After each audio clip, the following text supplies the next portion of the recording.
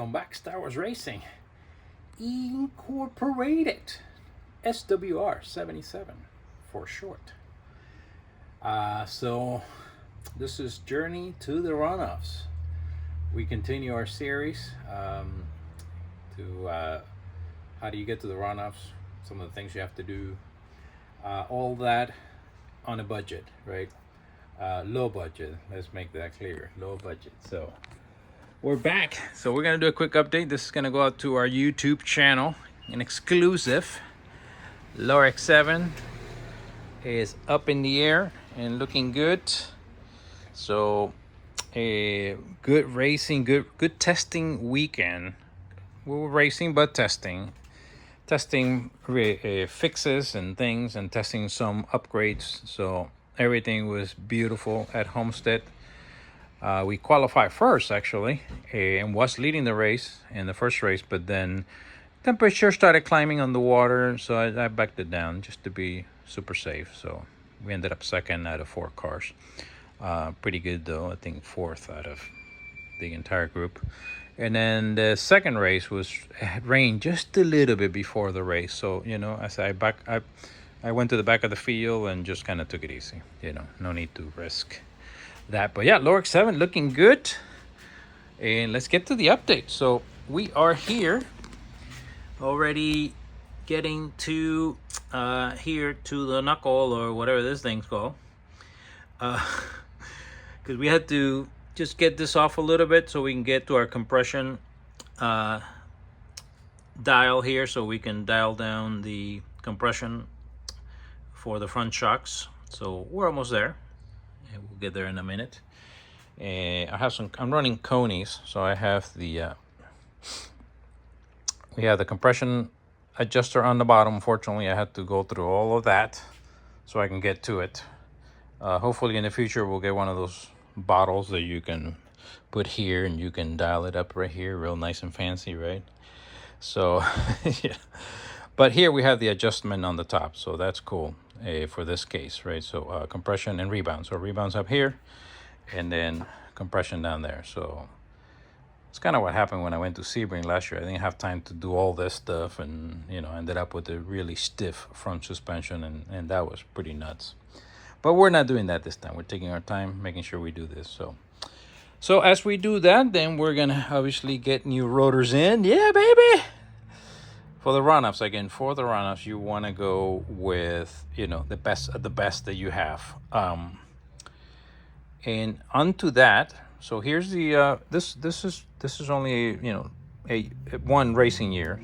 I put these going into the runoffs next year. I ended up not going, so they've had not so much use. So we still got 21 millimeters plus of life. It's supposed to be 20 for the minimum, so we used up nearly 1 millimeter. So not bad, but again, we're going to the runoff, so you go new, right? So this is stock. And we also have our high performance, super lightweight one. A problem is I can't quite find the rotor. This is a 9 3/4, a little slightly bigger than 9 3/4, 2-piece, pretty cool, right? It's 6 by 5.5.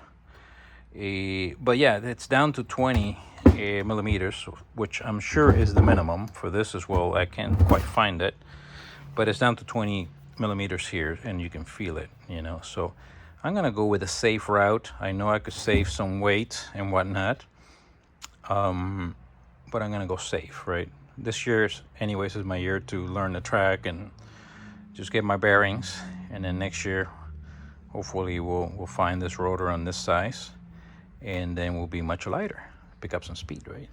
So but we're gonna go safe, so we're gonna go with this guy right here.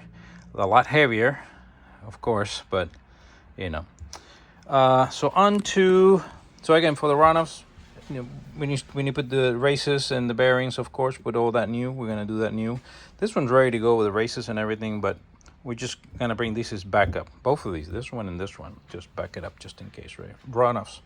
So for the runoffs, you gotta bring 2 of everything. Again, if you didn't know, now you know.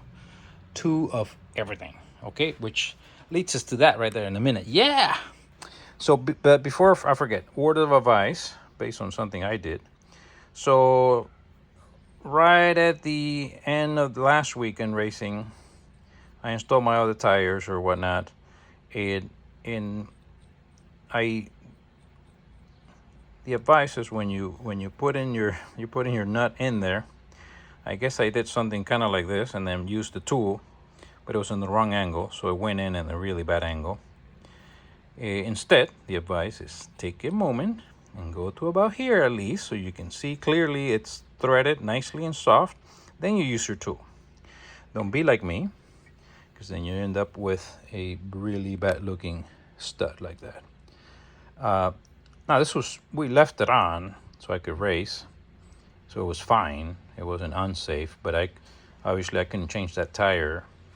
I had to leave it in there until I was done. I came back here, I knew I had to force it out, so when I forced it out, of course, it damages the stud. That was the only way to get it out. So there you go, tip of the day. Oh shoot, hold on. Tip of the day, right? So do it by hand, and I usually do, but sometimes you get a little zealous and maybe you do it like that, and then you start torquing and boom, right? So go a little deeper so you can clearly see it, then you can use your tool, right? Tip of the day. So onto the new studs. I like these better because to take them out, not to put them in, but to take them out, I do like to hammer them out, I know I'm not supposed to, but I guess that's what this is for, so you can hit it and not damage the top of the thread. So I like these. I have these in the Miatas, so this is pretty cool. Not that I recommend that you hammer them out, but you do as you want to. But I think with this now I can hammer them out, no problem. Obviously, to put them in, when I use the press, I also have this tool here. You put it here, and then you use your power tool, and then it sucks it in really nice and safe without damaging anything or hammering in the back of the rotor. So yeah, these are going in. We're going to be looking good. Here's the other guys. I already took them out, looking good. What else on the table? We got this guy here. Yeah, I have the digital one, but I tell you what, get yourself one of these manual ones. They're wonderful, easy to read, and also for measuring things like this, you can actually get around the warpness, right, and measure correctly, because you want to measure here, not here. Here's thicker, so you want to measure here. So with these guys, got the little nipples there. It goes in really nice. This one's PT Performance. This is like $10, and wonderful manual tool. I love it, absolutely love it. I think it's better than the other one, the digital. So more runoff stuff, preparations. Okay, what else you do? You gotta have two engines. Pretty much, unless you're, one of the guys who know how to build their own engines at the track, like JPM. You can probably just put together an engine, overnight, right? But shout out to JPM.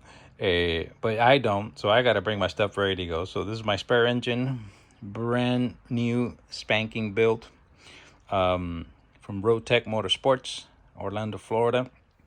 So we'll be putting this guy in here so we can, just make sure it starts, break it in a little bit. It has some new components, not like a totally old new, so I don't have to break it in like I normally break in my engines. So it should be pretty good to go. We'll start it, break it in maybe half an hour, and we should be good to go. Just want to make sure it starts and it's all good before we go to the runoffs, right? And that way we have our main engine, spare engine, looking good. Of course, as we do that, new filter every time. So of course, new bearings here. And of course, we're going to be putting in some new Hawk brake racing pads. Yeah. So the rear, we also got the new rotors. And I got new pads somewhere from previously. So we're looking good. So, that's what we're doing here. So today, hopefully, we'll clean the stuff. I don't like my stuff dirty, so we'll clean all the tires on the race weekend. We'll get the brakes, rotors ready. We'll we'll adjust our compression and get everything back in there and then we'll be done and ready to go to the track and beat on the brakes and the next test day and just continue to advance. Everything else came out perfect with the transmission, beautiful on the last race testing. So that's what's going on here. Basically, I think we're done. Also, the transmission. This is the other one. Already went through it, looking good. This tail leaks out, so we're just gonna take the front of it, you know, the actual gearbox, and as a backup. So our backup transmission, backup engine, and backup everything. Backup rotors. I'm even gonna bring some of the studs, everything. You gotta bring everything for the runoffs. So that's the update, guys. Basically, we're gonna clean some tires here. Here's the tires from last weekend, looking pretty dirty. A lot of brake dust on this one, and a lot of heat cycles on that too. That's how we do with budget racing. That's important. You gotta be budget racing. That being said, for the runoffs, getting at least one set of new tires for the quali and for the race. You have to do that. I mean, there's like no way you can't do that. So also for your engine, depending on the engine type you have, they may or may not need a baffle, but we definitely always try to use the baffle. Here's the one for my engine. So we'll be making sure we do that so the oil's not splashing around and things like that. So, all right. Hey, man, I said I was going to be short, but that got a little long. But anyways, that's what's going on. This is the one that damaged my stuff, right? So I got a little trigger happy and damaged the stud right there, So make sure you get it in all the way, at least, you can see it clearly, nicely aligned. You can do it by hand, and then boom, and you can do your stuff, right? Okay, that's it. Let's get to work. We'll see you guys in the next episode. All right, Journey to the Runoffs, Star Wars Racing Incorporated.